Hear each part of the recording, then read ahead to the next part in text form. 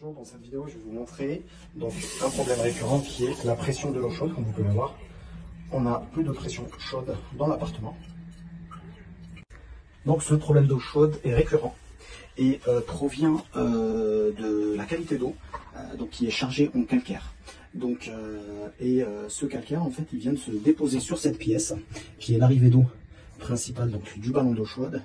Et en fait, comme on n'a pas de pression en entrée, on n'a pas de pression en sortie pour l'eau chaude. Donc ce qui est bleu, c'est l'eau froide et la sortie, c'est en eau chaude une fois le ballon fait son travail et qu'il a chauffé l'eau.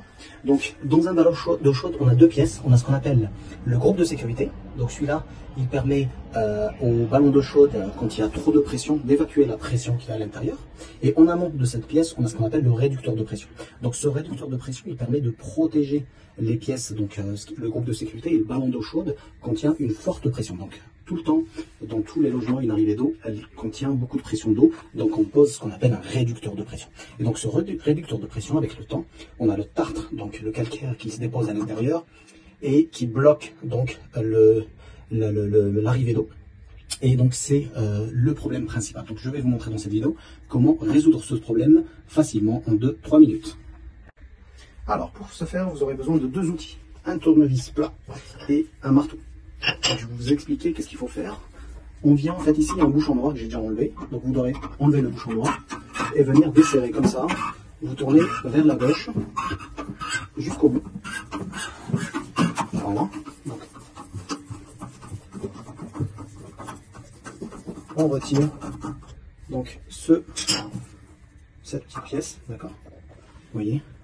Donc là, on a desserré un maximum.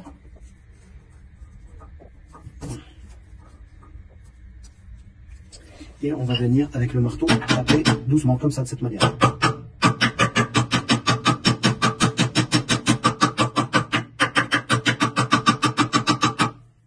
En même temps, on va aller ouvrir le robinet d'eau pour que l'eau circule. Voilà, maintenant on va ouvrir le robinet d'eau. La pression n'est toujours pas revenue. Donc on va repartir ici pour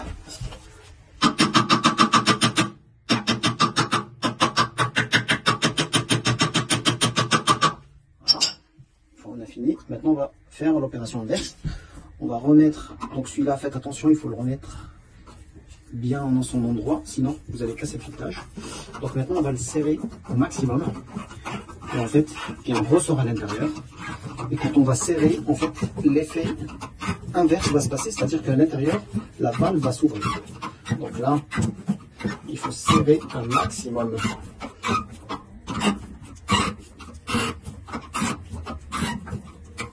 Voilà, là je ne peux plus tourner. Donc je suis arrivé au max et je reprends.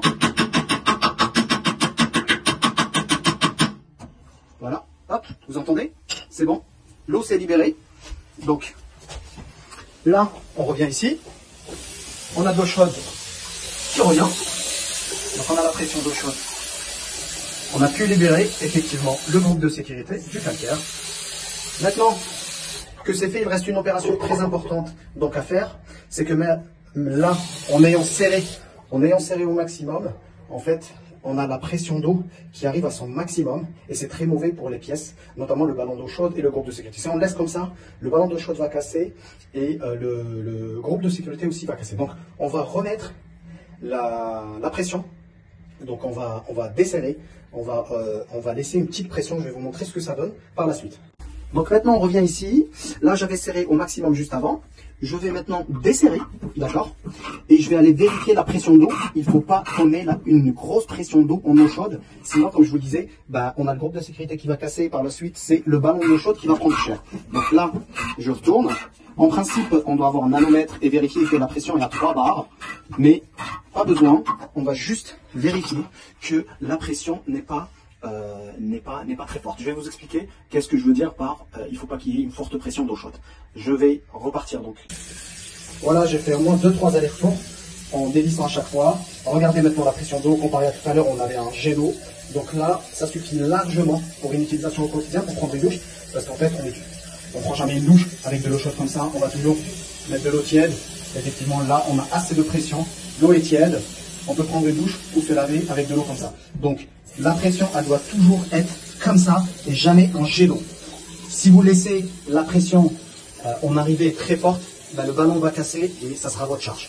Donc je me répète, le dépôt de calcaire donc, sur le groupe de sécurité, c'est de l'entretien et c'est à charge de locataire. Donc, avec cette vidéo, tout vous est expliqué pour que vous puissiez effectivement le faire par vous-même, sans avoir à faire appel à un plombier qui va vous facturer ça 100 ou 150 euros.